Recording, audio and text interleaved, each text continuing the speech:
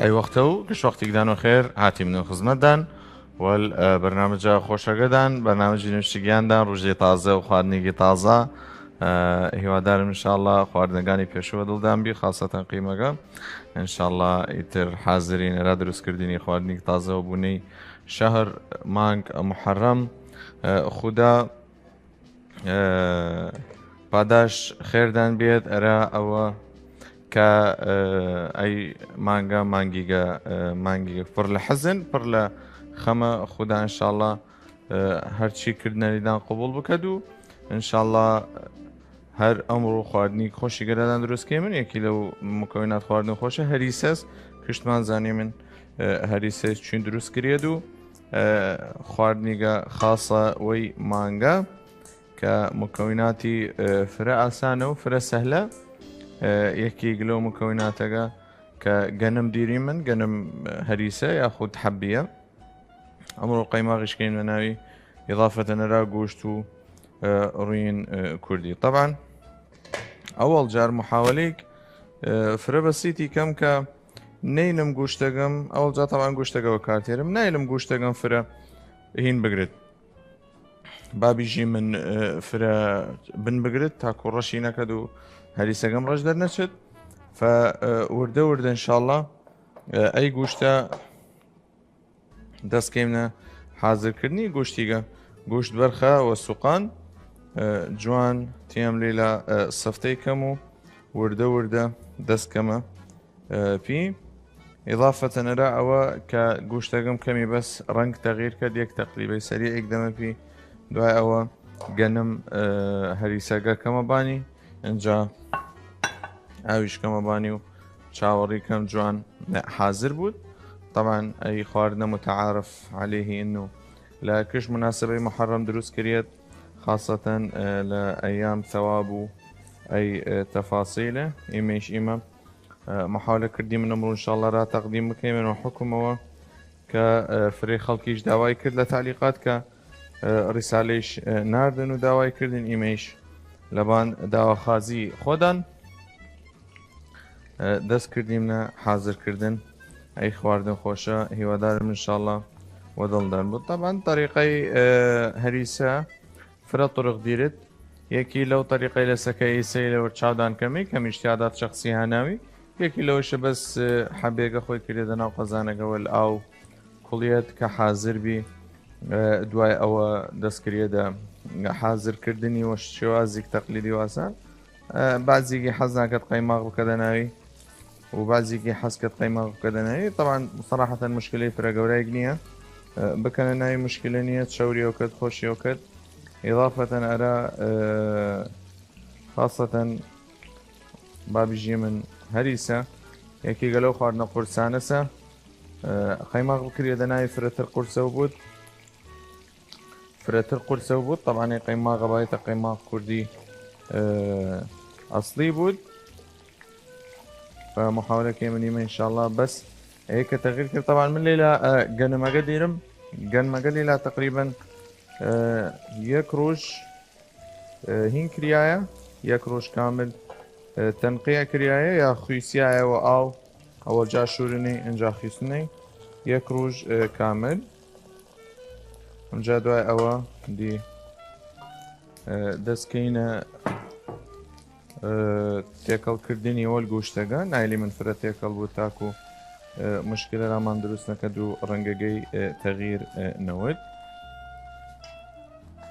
جوان اليوا جوان تيكلي كيمن گوشتو گنمگا كشتي ويكو تيكل كيمن تاكو منيش بتوينم نكي گوشتگا استفادة لنكي گوشتگا بكم واستفادة لحبيقيش بكم واستفادة لكش مكوناتي كم كأمرو دسكمي طبعا دواي أوا ك گنمگا كرمناوي إضافة أرى گوشتگا إستيم دي بدون شاوري كردن يكسر أو كمباني مقايد بون خيو ايش تيلي نيتواد خيو نيتوام خينا كمناوي مجرد بس أو جنم گوشت لا أخيرة وحال كمي خير كمناوي إضافة إيسا لي مرحلة اختيارية طبعا من نيوتيون بجمع في دان إلا بكنينا مرحلة دارسين تيونين إيسا بكنناوي أجر مال كشتي دارسين خود يكسر بكنناوي أجر ماليش بعد زي اللي قديرن دارسين ياخد تيونن نكنناوي هيج مشكلة دانية من مجرد أرى تعزيزناك كمي دارسين كمناوي مجرد بس تعزيزناك وشكليش الأخير عالم هس حسكت وشكر بخودي عالم هس حسكت وخير بخودي طبعا هي خطوة اختيارية ولادان إما هيج مشكلة مانية طبعا بينا رازي زقانم إيسا لدواي تيكل كردن قنمقا وقوشتقا و والدارسينقا دي سمر حلي تشاوري كردنا كتشاوري كم إن شاء الله هريسقم حاضر بود طبعا صراحة وقتي كتوات إمش محاولة كي من أي وقت استغلالي كي من وفاصل تاكو دواي أوا باري مني وحاضري بخيمني وردزدان بينا رأزي لم أي تقريبا مراحل أول هريسة مايا دو مرحلة مايا تقريبا يكي قرشان رونا كرديغس ويكي قيماغا سودي هوادارم بخيني أخير فقرة مجا وفيدان نوتم عبدو غجديري من عبدو خشز عبدو خيار خوي خواردني رانيا منعشة أويش لإيران دروسي كان خاصة لتاوسان خوشة تامدارة خيارة ليمونة نعناعة ورد محمدية كشمشة خيس كشتي كريا دناوي فإما إن شاء الله محاولة كيمنش أو أرادان تقديم كي بالنسبة لها هريسة كي لخوارنا خوشقاني كلتوري خومانا بعضي عالم وفي جد مدأ بعدي وفي جد هريسة بعدي وفي جد فريكة دي خوي مسميات فرديرت بس أويكا إما زاني مني هريسيس معناه جاي هرسة يعني أي جنمة كهرس كريت معناه جاي عربية هريسة إما تقريبا وكردي خمان وفي جيمني جنمة كتاو جنمة كتاويش هربود فإذا إما ببني ماج محرم محاولة كردي من أي خواردنا خوش أرادا تقديم كيمنو وإن شاء الله هو دارم مقدما ودل دارم المكونات هروكوي كوت مفيدان قوشتا قنمة قبايتها هيش نوديك روش كامل تنقيع بكريد يا بكريد أو بخيسيد امجا قوشتو حبيقا كحاضر كردي من قنمة يكسر تيكالي كيم من ويكو و كيم نباني طبعا قوشتا لي من كمي روي خوي بود اینجا گەنمەگە کەی نەبانی جا لە دوای گەنمەگە ئاوەگە کەی نەبانی کە دوای ئاوەگە کردیم نەبانی دی دوای ئەوە دی دەستکردنیە چاوەڕێکردن تێکەڵبوونی و کوڵاندنی بینەرازی زەگانم با بچوم وەلدانەوەرە فاسلێک هەم ئسراحەتکەی من و هەم چاوەڕێکەی من ئەی هەریسە دەست بکە دەپی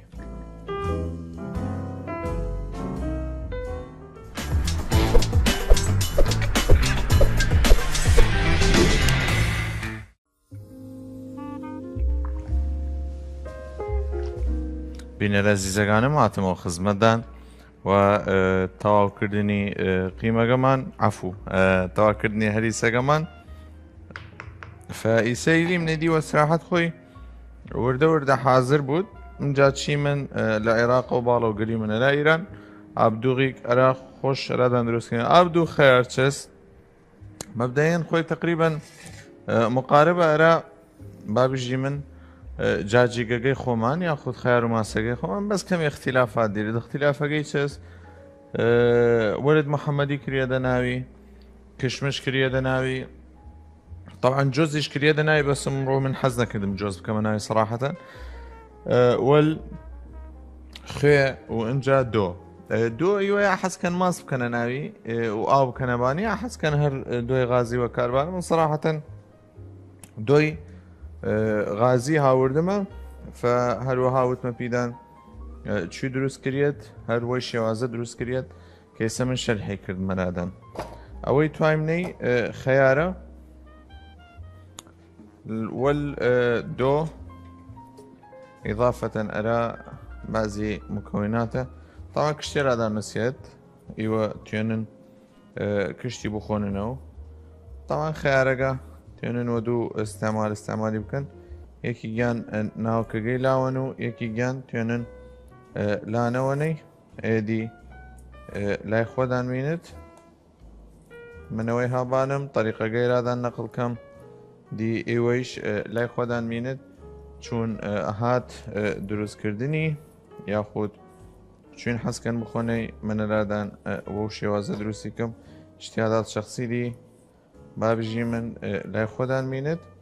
هرچی خیار دیرم کشتی وکار تیرم بابزانی من ما اسمان هرچی خیار دیرم وکاری تیرم لین استفاده کشتی خوی هانو خيارجا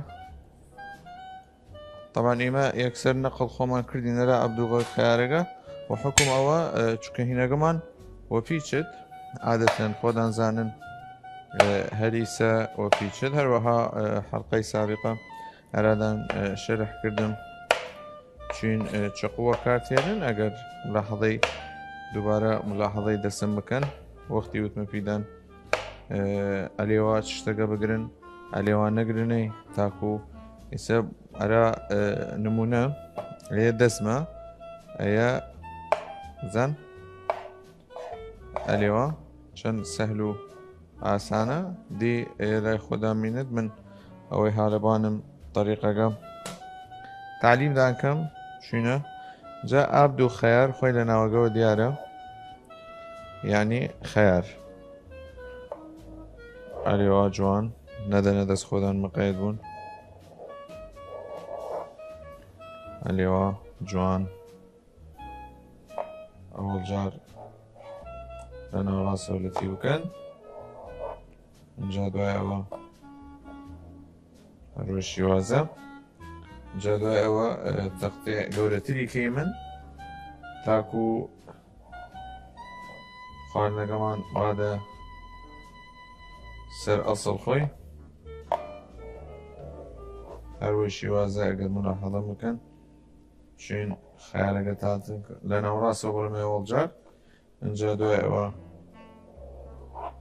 اليوا برمي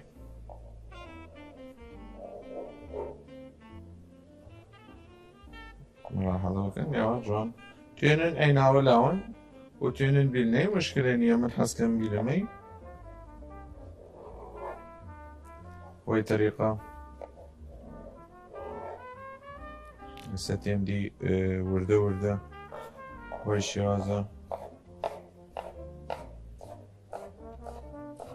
تقطيع خياركم كم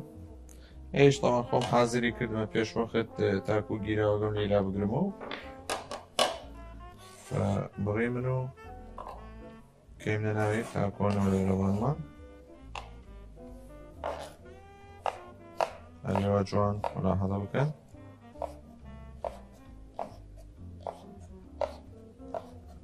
والشوازة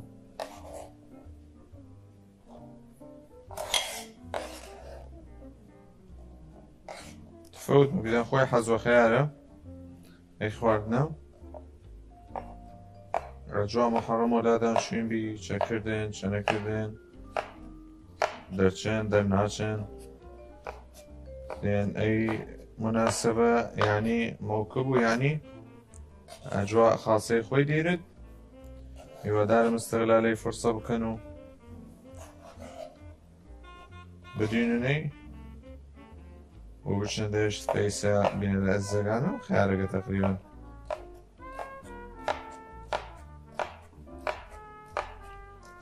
خارجة ما تقريبا خلاص بي ستيم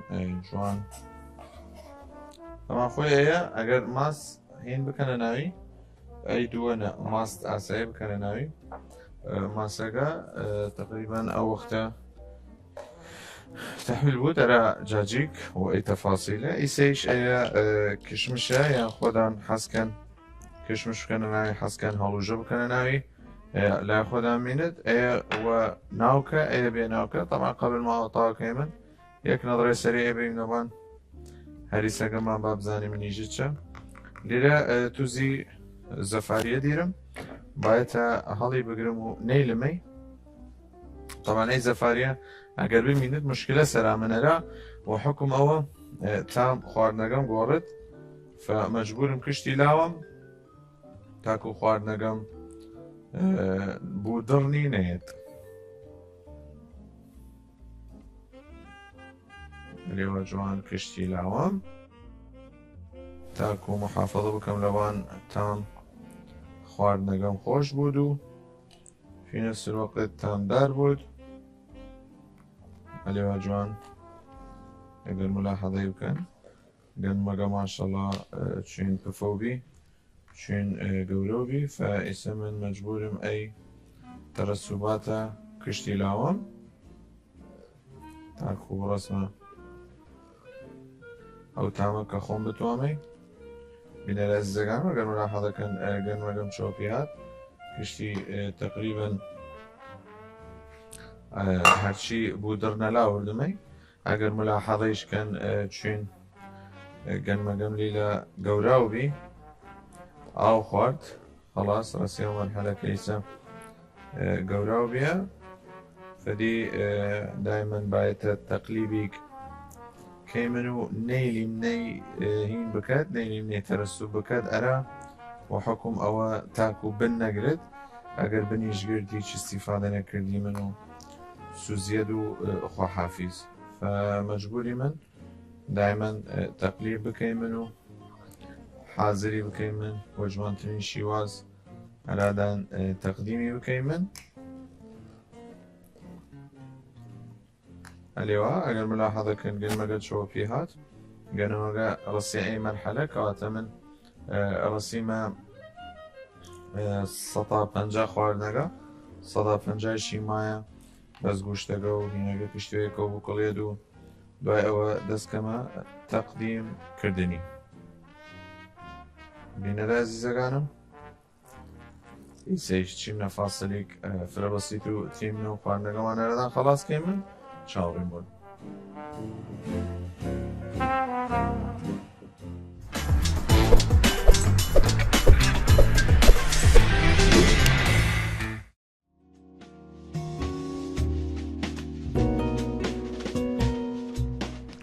بینەرە ئەزیزەکانمان هاتیمنەوە خزمەتدان دوای ئەی فاسل بیچگە تاوەکو بیژمە پیدان تقریبا ڕسیمنە ئەی مەرحەلە لە حەبێگەمان یاخود گەنم هەریسەگەمان دی ئیسەی شەرهی لیمنەی و ئەسراحەت خۆی هەرا خۆی بکوڵت ئیمەیش چی من ئەب دوو خیارەکەمان خلاصکەینە طبعا مراجعی سریعی گلەبانی لە دوای ئەوە کە تۆکڵ خیارەکە لەلی کردیمنەوە تەقتەی کردی من دی وردە وردە ئەوەی شێوازە تەقتەی کردیمە لە وەرد چاودان اینجا دوای ئەوە کشمشیش کردیمنە ناوی ئیضافەتەن ئەرا کشمش ئەیلا وەرد محەممەدی دیرم دی وەرد محەممەدیەکەیش ئەلیوا جوان هینی وکەن و دەستدان وردە وردە بکەنەی بان بابیژی من ئاب دوو خیارەکە مەجموعەیەک بینەوە ئەرە جوانکاری فلێوا جوان دەستکەنە تەقتیعکردنی هەروەها کە ئەوەیش تەواوکردن جایسە قبل ما دوو ئەی چشتی لە بکەیم نەبانی تێمن یەک ڕەشەی خوێ بیچک کەیم نەبانی دوای ئەوە دەستکەیمنە تەقتیعکردنی ناناگە مەجموعی نانە جوان توای من ئەلێوە ڕێکوپێک تەمان خۆزگەدان و خۆم لێن بوو ناناگە فرە خۆشە ئەلێوان ئەنا فرە توات کەم نییە توات تاکو بڕەسینە تامە ئەسلێگەی توێنە لێوان ناناگە بکەنە ناوی توێنە نیش فەرمی بکەن ئەلێوە جوان تنعيمي بكن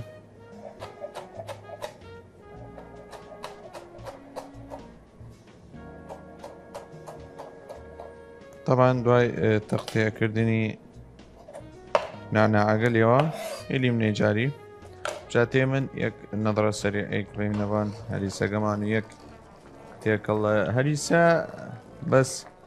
راي موضوع كم إزعاجة فرا تيكل كردن تواد ناوده ماولي بكيت بردوام بايت دست وناي بود فلابد أوا بس إهمالي بكيت بنقردو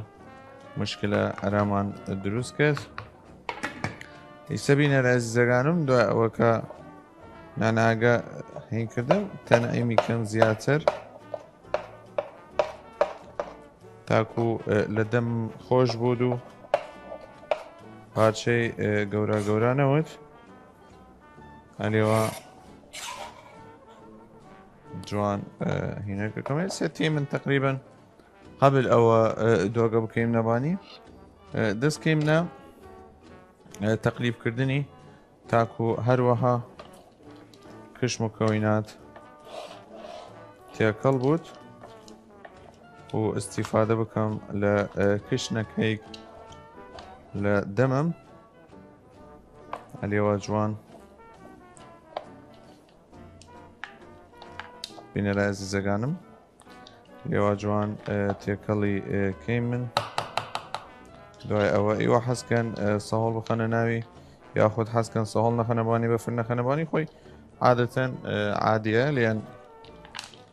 بابیشی من خۆی ئەگەر دۆگە سەرد بوت داعی نییە فلێوە ئیلی من کەمی استراحەت بکەت و تێ من نەدرەیک دەیمنە حەبێگەمان یەک تێکەڵکردن سەریعێک دەیمنێفی خۆی طریقەی تێکەڵکردنی باید هەلێوا بوت بەردەوام ئەهمالی نەکەیت لێم بەس ئەهمالی بکەیت یەکسەر بنگرت گەریوە ملاحەڵەکردنە لەمەوە کەب حوسێنی کش ساڵ دامن دووسێ نەفەر لەبان قەزانی گوسیایە و تێکەڵ کرد سەبەبەکەیەوە تا بن نەگرێت ئەگەر بنگرد هیچ استیفادە لە لینیەکەم و هەریسەگەم چت حرامات بود فمنیست شانداندمەی تقریبا هەریسەکەم ڕسێ ١٦ هین ئەرا حازرکردنی توێنن بی گۆشت بکەنەی توێنن بی قیمە بکەنەی ئەفوە بی قەیماغ بکەنەی ئەوە دیلای خۆدان بینت هیچ مشکلە نیە ینی شەرت نییە لە ئەوانەی کە من کردمە ناوی ئللا ئیوەیش بکەنە ناوی نە توێنن طەبیعی ئیسا تقریبا 5 دقیقی مایە دوای ئەوە دەستکەمە هەرسکردنی وە شێوازی فرە بەسیط تاکو خۆشتر دەربچێت و خەستر دەربچێت تێمە و ئەرە ئەیلا طبعا تەختەکە کارمە پی نەما با لاوەیمنی یا الله بسم الله تەختەکە مادام کارمە پی نەما فلاوەمی خاسترە ئەیش تقریبا کارمە پی نەما ئەیش لاوەم ستێم چەکەم هەیە وەکەوەی کەوتمە پیدان غازیە و بەفرداریشە یعنی خۆی فرەستەربی داعی ناکە دەرا بەفر ئەلێوە جوان کێنەیبان ئابدوغ خەیارەکەمان ئەگەر ملاحەڵەکەن دەستکردە کەفکردن و حکم ئەوە غازیە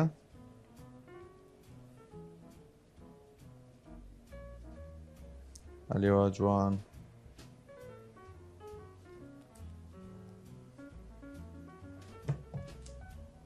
جوان تێکەڵی کەم تاکو هینیک بەدەپیم قەوامیک خۆشیک بەدەپیم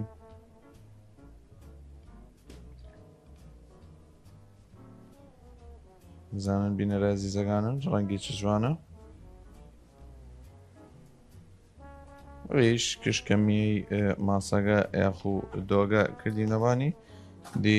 کارمان و پی نەما هیچ شتێم دی وردە وردە تێکەڵی کام تاکو ورسمە ئەو ڕەنگە کە من بتوانمەی محاولەکەم ئەکثەر کەمیەت غاز تەخەڵوس دەریکەم ئەگەر بدوینە دەی کامیرەگەرەما بۆ دەی بزانێت چە جوانم ئەیە تەمانیوە فرە سەرتوانەی بەفر بکەنە نای بەس بەفر نییە کە بناوی تا تام هینەکەم کەمەوە نەکەت تام با بژی من ماسەگە و مکەویناتەکەی کەم نەکەدە و ئێستا تێ من یەک فڕە دەیمنە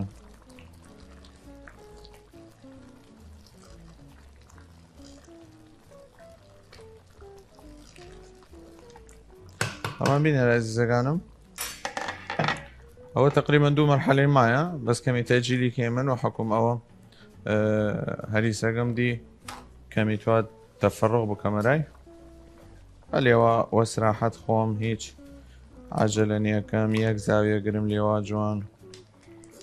دەستکەمە هەرسکردن گەنمەگە گوشتیش بەری بکەفت مشکلە نییە ئەلێوە جوان دەستکەمە هەرسکردن تاکو بڕەسمە ئەو قەڵەمە من بتوانمەی ئەلێوە جوان طبعا گوشتەکەم تقریبا وەل هەریسەکە و ڕەسیە ئەو مەرحەلە کە من بتوانمەی فلابد ايا ديبايتا تفرغ كاميراي وحاضر بود این عزیزانم چون فاصله بودیم نو خدمتدان هری سگردان تاو کیمن جاری چهاری معمول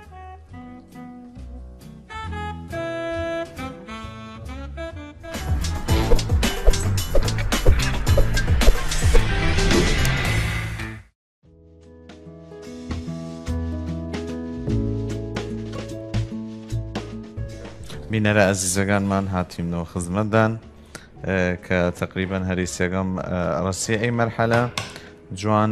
ئاگرەکەی کزەوکەم و دی هەر قەڵب و قوڵوبی کەم بەمەی و تێرەمەی تاکو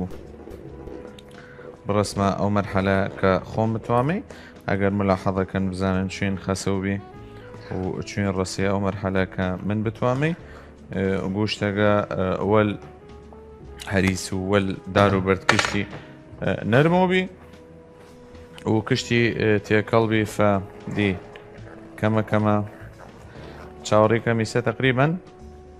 105 مایە ئەو وەختێش قەیماغەکەی نەناوی تاکو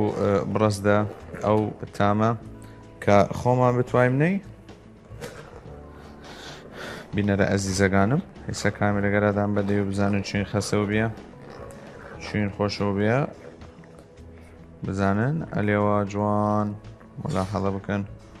چوین جوان خەسەویە ئەویش گوشتەکەی جوان ئیسەیش هێلیم نەی و ئەسراحەت خۆی هین بکەد و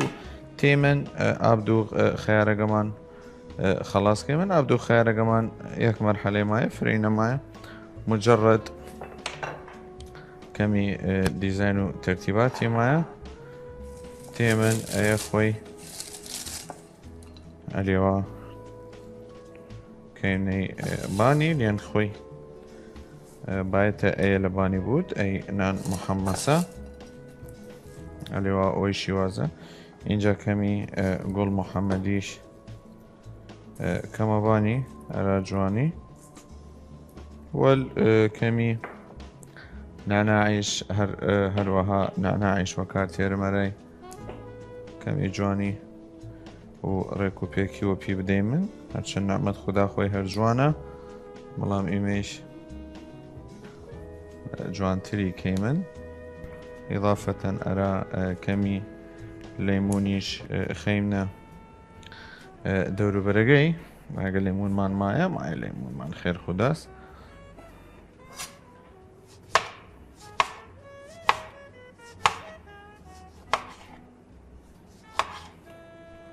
علی و جوان لیمون گرای تقطيع كيمنو كيمن دي وردة وردة كيمني بوان قافة قمان تاكو ورسيمنا جواني قافة فرو بود جال أخيرو أي أبدو قمان دي كإن شاء الله هو دارم وضل دان بود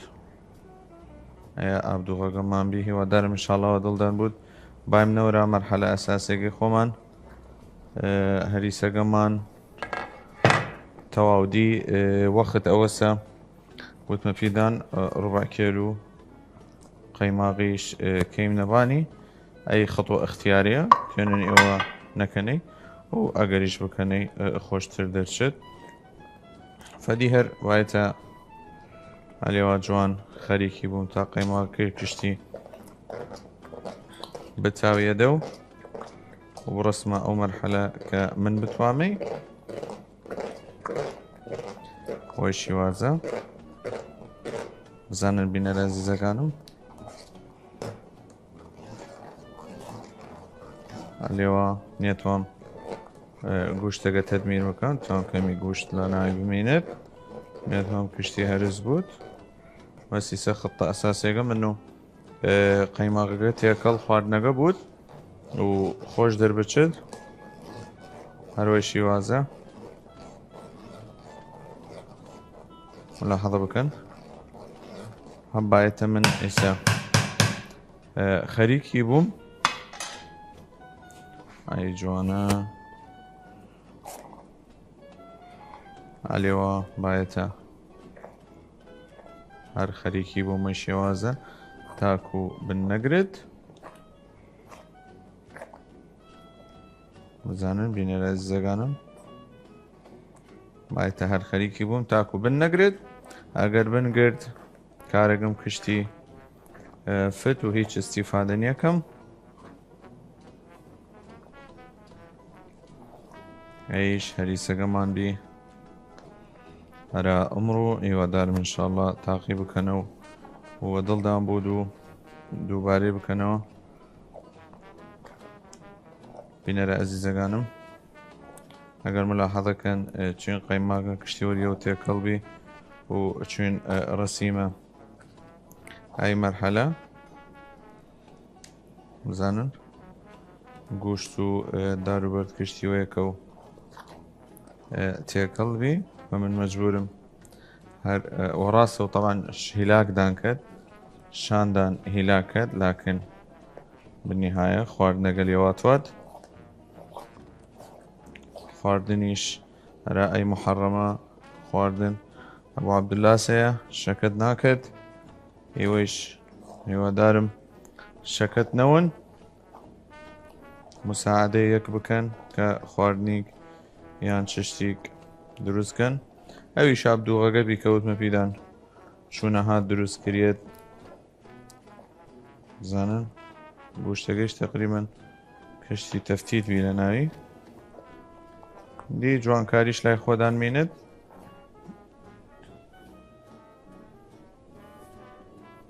جوان با قەرەغەکانی کۆ بکەینەوە تاکو نەسوزیێت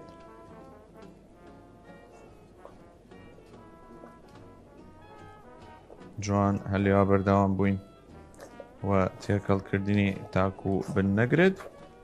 لێن ئەگەر بنگرت وتمە فیدان هیچ استیفادە نییەکەی من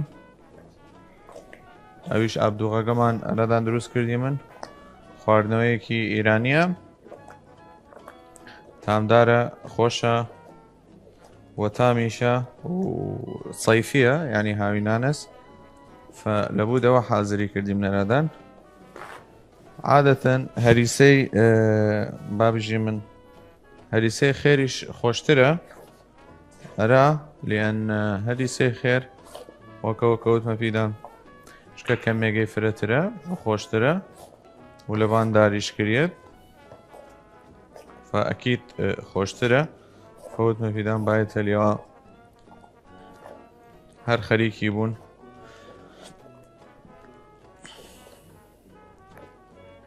بینە عزیزەکانم کە ڕەسیمەی مەرحەلە اینجا ئیسە خي وحال فرنا كم اللي هو جوان بين العزيزة قانم قبل ما أو بتشيمنا فاصل مراجعة أي فرس سريع قرادان كم هريسة كمان حبي وقوشت وقيماغ وآو بي إضافة أرى توزي خيو دارسين أول جار قوشتا كمان تحميس كردي من جاوغا كردي من نباني وحبيغا كردي من نباني جادواي أو حازري كردي من إضافة أرى أبدوغا كمان خيار بي كشمش بي ورد محمدي بي نا تحميس بي والآو عفوا والدو ماستاو فأي خواردنگان ما بيرا وي سبب شينا فاصلي فري بسيطو بامني خواردنگرادان تقديم كيمنو چاوغي من بون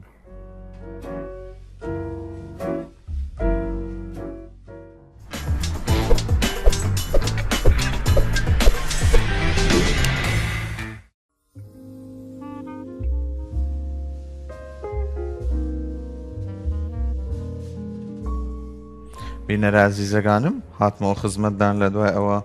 کە هەریسەکەمان حازر بی دی وردە وردە دەستکەیمنە تەقدیمکردنی و گۆشت و داروبەرد دی ئەلێوە جوان خۆی خۆدانیش لە من زیاتر زانن چین تەقدیمی کە قابی چ قاب گەورە بەس من عادەتەن حەزکەم قاب گەوراوە کاربارم و حکوم ئەوە قاب گەورە هاوردمە جوان لێوە كمية كشتي بطال كم دو مرحلة ماي تقريبا جوان كاري وال أورين قرشاي دي وشكتوان وشكرو بخوني هر وشكرو بخوني اگر اشتوان و بي شكر ولا يخود امينت برايخو شون ايه بالنسبة ترى هريسة كمان تقريبا خلاص من بيش وقتا او هينيش حاضر كردما اي روينا حاضر كردما حاضر بود تاكو بقر چنمي ايش ديرم دارسينا طبعا دارسينا فرا استفادة للي كيمن هم مستفادة فرس وهم خوش شيشة فلابود او دي إيسا بافحص ريناقم كم مع يسير ريناقم فكمية اللبانة قربت مشكليني طبعا وكوت مفيدا تيون دارسين وكاربارن اليوا تاكو خوشتر در بتشد طبعا حسكم زيتا كمان دي مع يسير موجود دارسين خوي برادر هريسة سفرة خوشوريو شكري شي وحس كان شكر بكنباني حس كان دارسين بكنباني هو دي لا يخودان ميند من والله صراحة حس كان شكر بخومي لأن تامو تشيجيك هين خاص خوي ديرد فلابد أو دارسين قلباني بود والهينغا خوشا طبعا يسا يك نقشي بسيطي كيم ناوي أوها جوان أوها جوان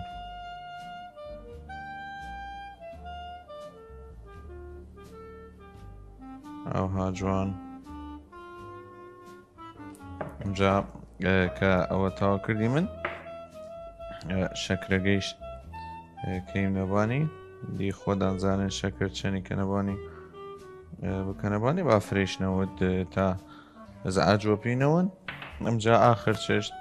روينگا مايا اراي قرچني من جوان تاكو مرحلة